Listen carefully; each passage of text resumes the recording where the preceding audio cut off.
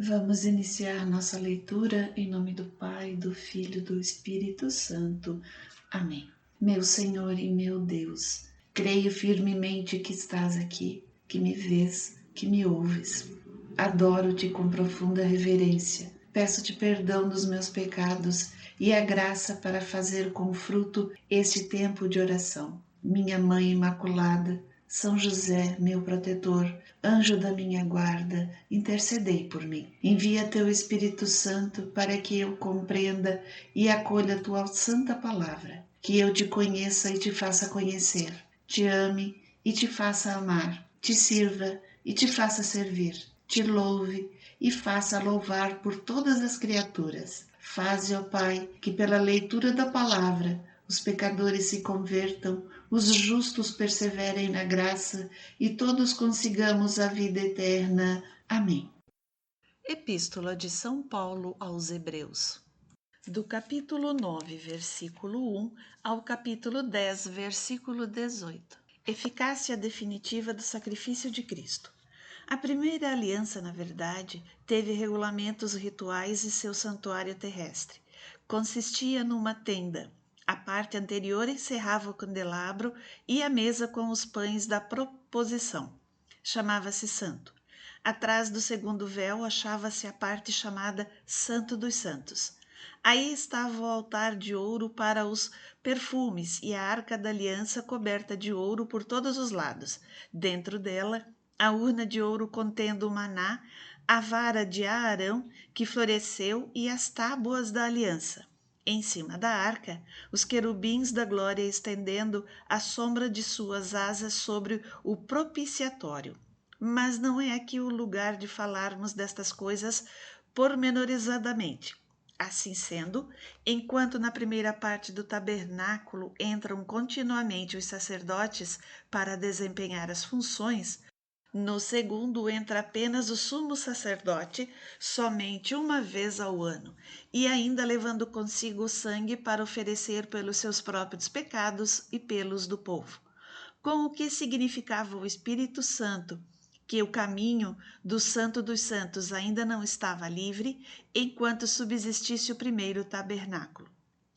Isto é também uma figura que se refere ao tempo presente, sinal de que os dons e sacrifícios que se ofereciam eram incapazes de justificar a consciência daquele que praticava o culto.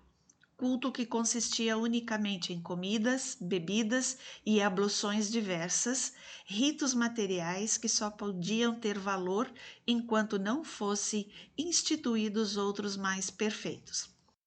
Porém, já veio Cristo, sumo sacerdote dos bens vindouros, e através de um tabernáculo mais excelente e mais perfeito, não construído por mãos humanas, isto é, não deste mundo, sem levar consigo o sangue dos carneiros ou novilhos, mas com seu próprio sangue, entrou de uma vez por todas no santuário, adquirindo-nos uma redenção eterna. Pois, se o sangue de carneiros e de touros e a cinza de uma vaca, com que se aspergem os impuros, santificam e purificam pelo menos os corpos, quanto mais o sangue de Cristo, que pelo Espírito eterno se ofereceu como vítima sem mácula a Deus, purificará a nossa consciência das obras mortas para o serviço do Deus vivo? A nova aliança selada com o sangue. Por isso, ele é mediador do Novo Testamento. Pela sua morte, expiou os pecados cometidos no decorrer do Primeiro Testamento, para que os eleitos recebam a herança eterna que lhes foi prometida. Porque onde há testamento, é necessário que intervenha a morte do testador. Um testamento só entra em vigor depois da morte do testador. Permanece sem efeito enquanto ele vive. Por essa razão, nem mesmo o Primeiro Testamento foi inaugurado sem uma efusão de sangue. Moisés, ao concluir a proclamação de todos os mandamentos da lei, em presença de todo o povo reunido, tomou o sangue dos touros e dos cabritos imolados, bem como água, lã, escarlate e isopo, aspergiu com sangue não só o próprio livro, como também todo o povo, dizendo: Este é o sangue da aliança que Deus contraiu convosco. Êxodo 24:8. e da mesma maneira aspergiu o tabernáculo e todos os objetos do culto. Aliás, conforme a lei, o sangue é utilizado para quase todas as purificações e sem efusão de sangue não há perdão. Se os meros símbolos das realidades celestes exigiam uma tal purificação, necessário se tornava que as realidades mesmo fossem purificadas por sacrifícios ainda superiores. Eis porque Cristo entrou não em santuário feito por mãos de Deus, que fosse apenas figura do santuário verdadeiro, mas no próprio céu, para agora se apresentar intercessor nosso ante a face de Deus. E não entrou para se oferecer muitas vezes a si mesmo, como os pontífices que entravam todos os anos no santuário para oferecer sangue alheio. Do contrário, lhe seria necessário padecer muitas vezes desde o princípio do mundo, quando é certo que apareceu uma só vez ao final dos tempos para a destruição do pecado pelo sacrifício de si mesmo. Como está determinado que os homens morram uma só vez e logo em seguida vem o juízo, assim Cristo se ofereceu uma só vez para tomar sobre si os pecados da multidão e aparecerá uma segunda vez, não porém em razão do pecado, mas para trazer a salvação àqueles que o esperam. O Antigo Testamento, mera sombra do Novo. A lei, por ser apenas a sombra dos bens futuros, não são expressão real e de todo impotente para aperfeiçoar aqueles que assistem aos sacrifícios que se renovam indefinidamente cada ano.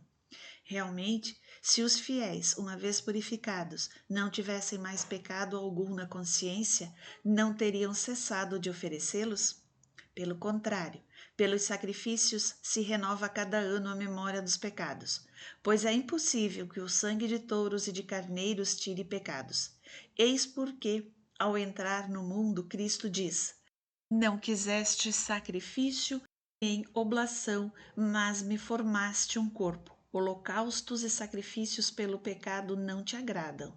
Então eu disse: Eis que venho, porque é de mim que está escrito no rolo do livro.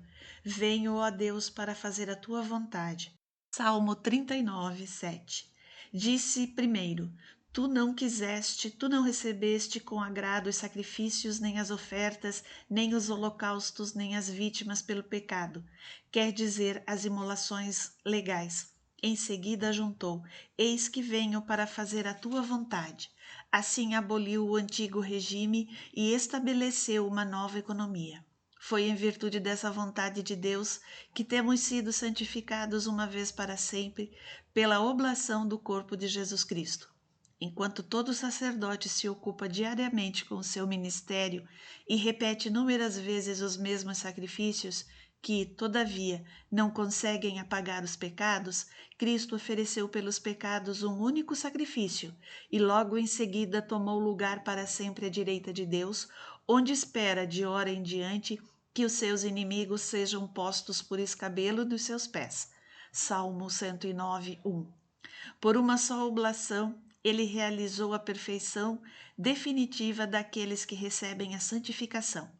É o que nos confirma o testemunho do Espírito Santo, depois de ter dito: Eis a aliança que, depois daqueles dias, farei com eles, oráculo do Senhor. Imprimirei as minhas leis nos seus corações e as escreverei no seu espírito. Acrescenta: dos seus pecados e das suas iniquidades já não mais me lembrarei. Jeremias 31, 33. Ora, onde houve plena remissão dos pecados, não há por que oferecer sacrifícios por eles.